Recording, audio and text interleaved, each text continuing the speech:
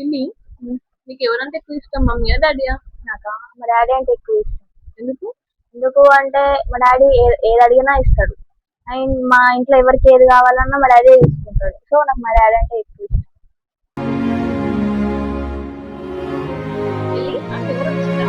పెద్దగా ఉంది మమ్మీ. అవునా, మరి పిలవేంటి?